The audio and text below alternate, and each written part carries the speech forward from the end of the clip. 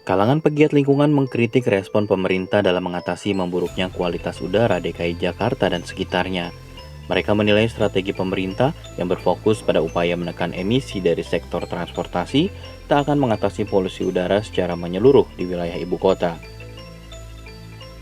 Direktur Eksekutif Wahana Lingkungan Hidup Indonesia atau WALHI Jakarta, Suci Fitria Tanjung menilai pemerintah terus mengabaikan fakta bahwa kontributor terbesar polusi udara ibu kota lainnya selain sektor transportasi adalah sektor energi. Dia mengingatkan bahwa saat ini ibu kota dikepung oleh pembangkit listrik tenaga uap batu bara yang beroperasi dalam radius 100 km dari Jakarta. Dirjen Pengendalian Pencemaran dan Kerusakan Lingkungan KLHK Sigit Reliantoro mengakui pola pencemaran udara di Jakarta memang berasal dari Bekasi, Bogor, Depok, dan Tangerang Selatan. Namun dia membantah keberadaan PLTU di sekitar Jakarta sebagai biang polusi. Dia juga menolak tudingan bahwa penggunaan batu bara oleh industri sebagai sumber polusi. Dari catatan pemerintah, kata Sigit, batu bara hanya menyumbang 0,42% bahan bakar yang digunakan industri manufaktur.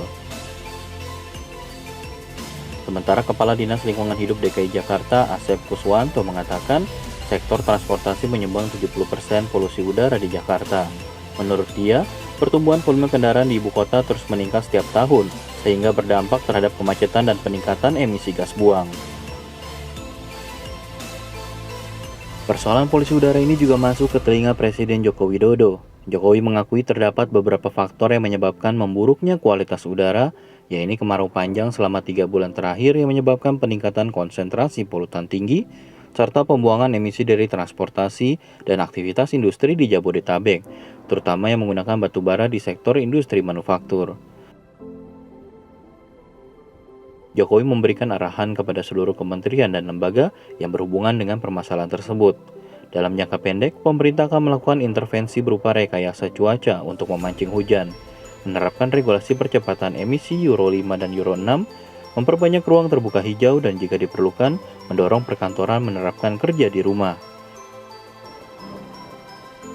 Dalam jangka menengah, pemerintah akan konsisten mengurangi penggunaan kendaraan berbahan bakar fosil dan mendorong peralihan ke transportasi massal.